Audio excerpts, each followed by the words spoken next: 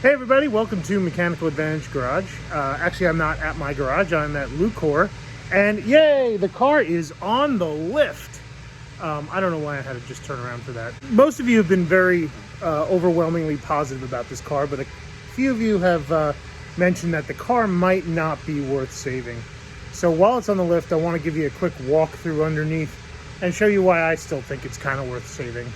Well, besides the horrible sentimental attachment that I have to this car. So let's get underneath it and I'll show you what's going on. So this is most of the rust that you've seen from outside. I mean, it's got rust in the usual spots, the quarter panels right here. And I can stick my hand right into the trunk and, you know, touch the trunk floor right up in there. But yeah, and this is no good.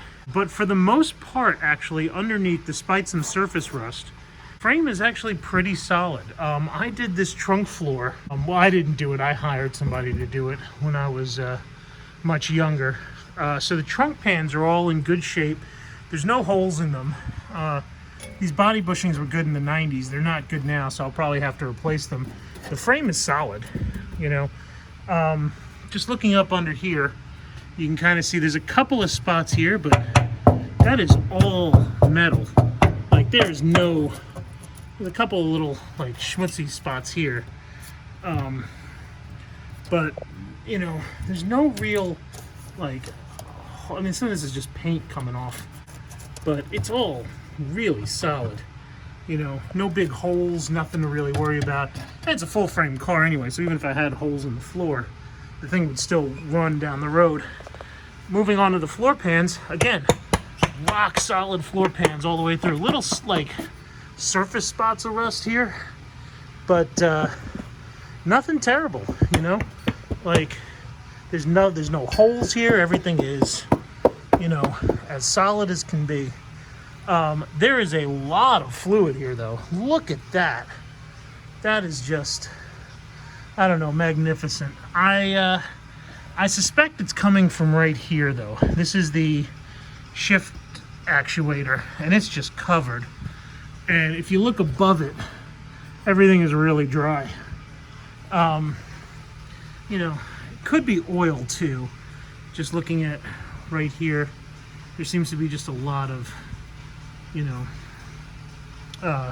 just buildup and oil and gunk and garbage. Yeah, look, all the lines seem to be in good shape. A little surface rust here and there, but nothing terrible. Here's the emergency brake. It's not hooked up. You get a good look at these tires here. Now you can really see the stress cracks in them, but they are very old. So how old do we think they are? Let's see. Someone told me that if they have a dot number, you can tell. And their dot number is, looks like 77. So that would make them a year older than me. I don't know. Tell me in the comments if I'm reading this right. I'll go to the fronts and see if they're about the same. Where's that DOT number here? Oh, it's all gunked up. You can't even read it. So actually the right side of the car probably has the worst quarter panel here, because this is, you know, this is just eaten away. But it's not terrible. They make quarters for this car now, and I have quarters. This is going to be a little bit challenging right here, because yes, that is interior panels I'm pushing on. But overall, the doors aren't bad at the bottom here. The rocker right here, this is pretty bad. But even the bottoms of the front fenders aren't terrible. Like, we still have the original front fender mounts here. Just, you know, a little schmutz right there. And yeah, a little spot right here. Not the worst in the world. Yeah, let me find that DOT number. Here we are. Okay. So 438. So I have a feeling these are, yeah, look at some of this cracking here. Like, I can get my fingernail in that. That is, yeah, that is impressive. Yeah, so 77 and 78. So the tires are as old as I am, which is fantastic. We could have driven home on them. You know, I have to say, being bias plies, you probably could have. You know, they are holding air. You know, actually, what's funny is we haven't put any air in them.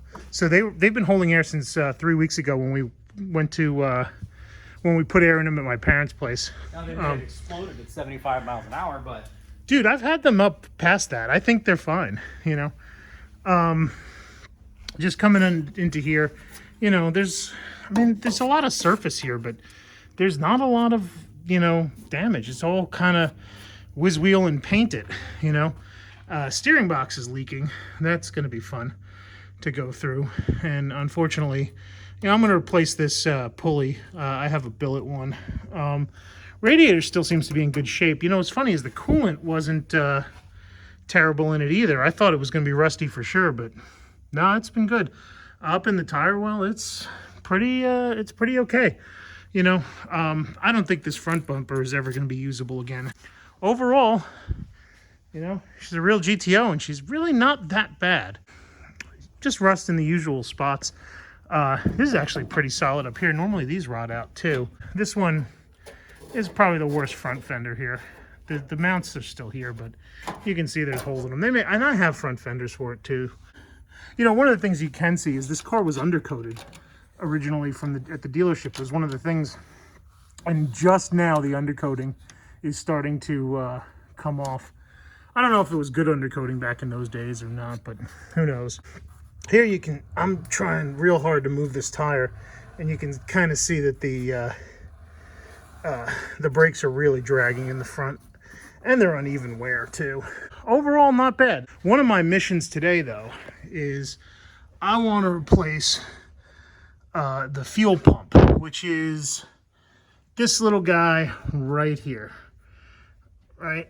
They couldn't have put it in a more inconvenient spot, let me tell you. But my hope is that I can get it out and we can get some of the gas siphoned out of that fuel tank. And who knows, maybe it'll be running off its own tank by the end of this video. What do you think, Austin? I think I'm glad that it's covered in gross, because that makes it usually less chance of being completely rusted solid. Well, that's a good point. It's like when they're covered in grease and gross and stuff. Yeah. Typically speaking, that means they're not going to be corroded together. Yeah. Well, these are not that hard to do.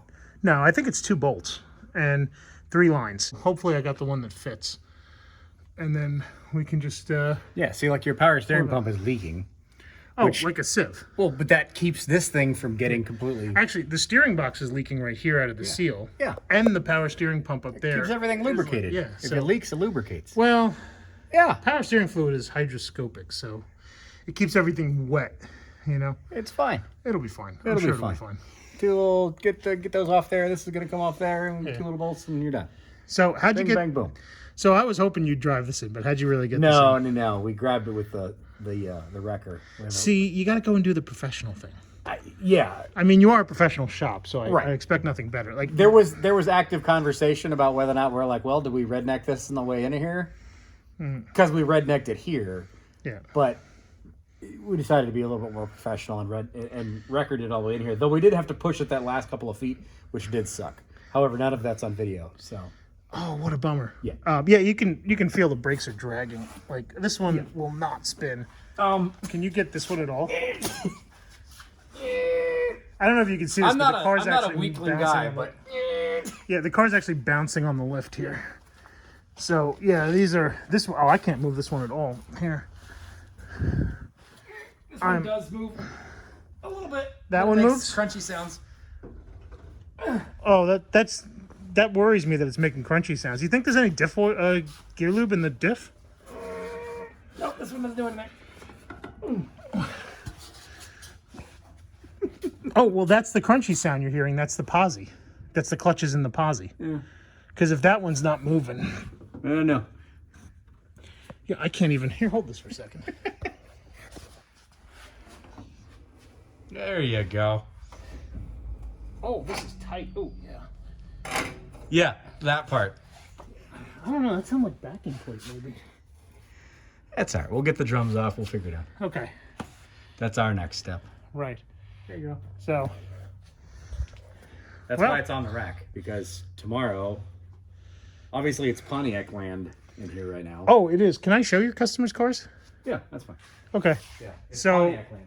it is, well, it's not just Pontiac land, it's GM A-body land too, because you got the Cutlass up there. But also we got F-bodies. We got a Trans Am here. Was it an 80? 79. 79. And there's another 67 right here next to my GTO. There's a 67 Firebird nose to nose with it. Oddly, So both of these are Olds powered. you're kidding. No, that's Olds 455 powered, and that's Olds 403 powered. Well, that would be Olds 403 powered from the factory. Correct. But somebody put a 455 Olds in a beautiful 67 Firebird like that? Yep. Breaks my heart. It really does. Hey, you know what? It's not an LS. Correct. So, anyway, actually, here's a great shot. Nose to nose. There we go. But yeah, look, the car's up on the lift. It didn't crumble the dust going up in the air. Yeah, the next thing is to put that fuel pump in it. All right, folks, we got the bolts out of it. And let's just see how hard this is going to be to come out. Oh. And yeah, that wasn't that bad, actually. That came right out. Let's get this fuel pump out of here, and we can see how damaged it is. Oh yeah, look at that. Yeah, you got nothing left in you. Still smells of fuel on the arm though. That's kind of interesting. So yeah, this thing's covered in gunk and thoroughly useless. Yeah, but look at there's no rust. See? Yeah, you're right. It's nice. Cover your stuff in oil. Yeah, pretty much. That way it doesn't rust. Yeah. Rust proofing. While I'm doing this, by the way, I kind of wanted to show you this because I discovered it. Look at the bend in that rim. You know, I don't know if you can see it right here. I can get my finger, like the tip of my finger right into it. I'm kind of surprised by that, actually. Most of these rims are in pretty good shape, but I don't remember what I hit that would cause that bend. You know, New York doesn't have potholes like Ohio does, so it was, it must have been something impressive. You see it right there? A little bit, yeah. That's a heck of a bend, right? A little bit. Oh, it's a steel wheel. Yeah. So we hit a bit of a snag here, and that snag is these bolts right here, these bolt holes, are not big enough to accommodate the actual factory Pontiac bolts. For some reason, the pump here, the bolt hole is bigger. And these are the bolts that came out, and they're just standard American bolts, but I'm gonna have to sit here with a die grinder now and just open these up just a tiny bit to get them through so I can bolt them in. And that's kind of the fun thing about like old cars, right?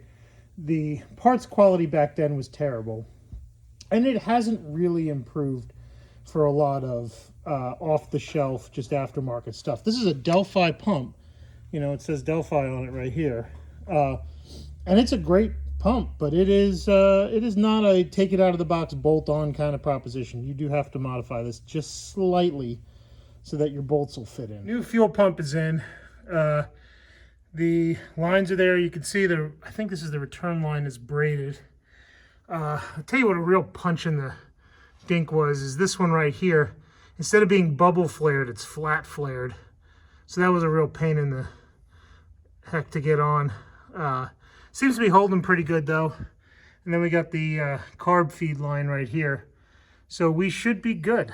You know, now the next thing to do is to put it on the ground, see if it'll draw any fuel from the tank.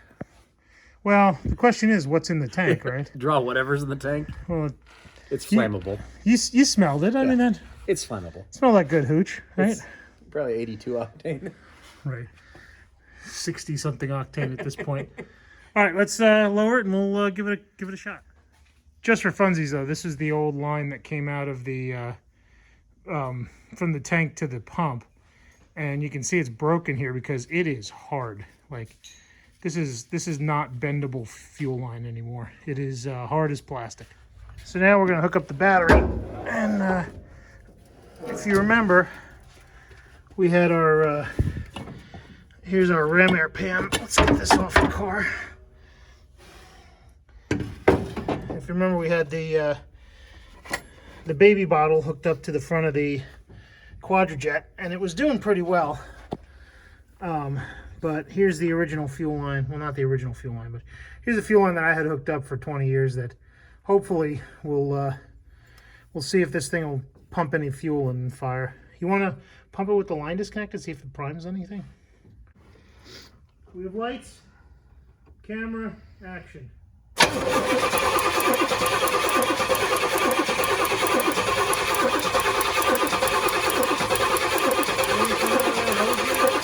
Nothing yet. Okay.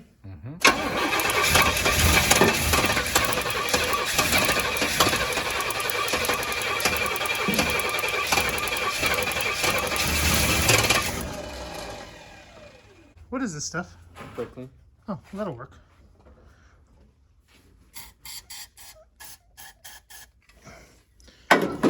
Okay.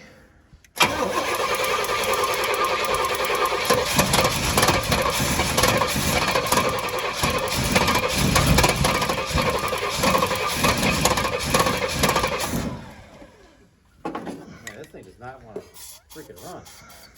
Once it runs, it runs. It's just hard to get it. Go. Wait. We got no spark. Lightning air is no longer lightning. Yeah, that big arcing spark is not sparking anymore. All right, try one more time.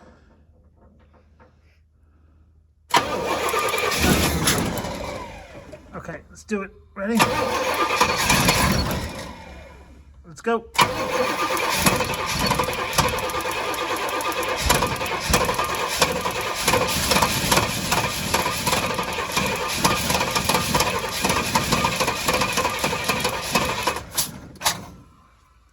Boy, you don't like me today, huh, don't you? All right, fire it up.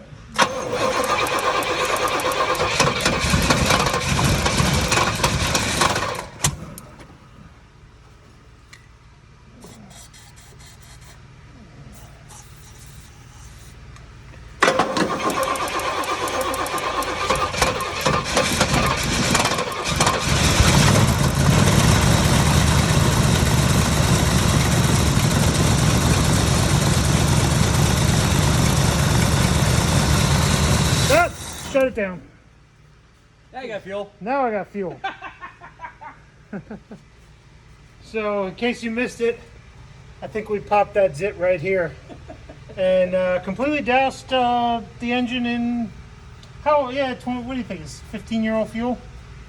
It smells a little varnishy, but Yeah, just a little bit. All right, well, now it's time to hook it up and give it the gun, see what happens. So at this point, we've got the pump hooked back up to the front end of the Quadrajet, and we are going to find out if this will run off of 15-year-old fuel as soon as Austin gets the fire extinguisher. You think we're going to need that?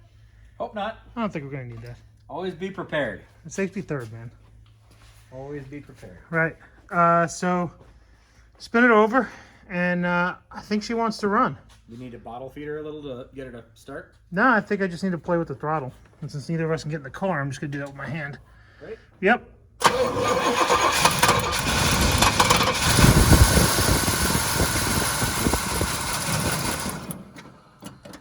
All right, keep going. There's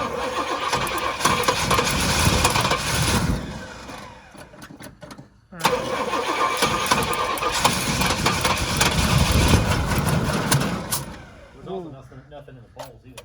Yeah. That's true. It is refilling it. Yeah, let's open up the... Yeah, it's a little smoky in here. Okay. All right. Spin her over.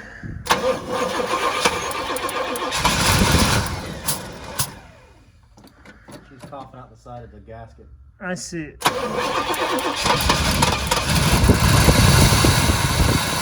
Ah! There we go.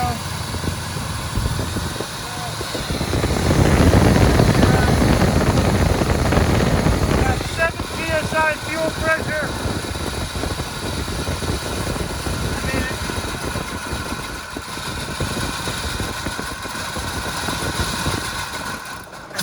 This thing's running like crap on that fuel, but it's running. It's jogging. It's not really running, but fair enough. It's jogging. But there you go.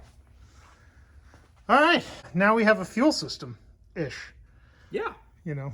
I could grab some fuel in the morning, and if we get these brakes freed up tomorrow, This thing technically could try to move. I could technically drive it home. Let's not get crazy here. Let's not get crazy.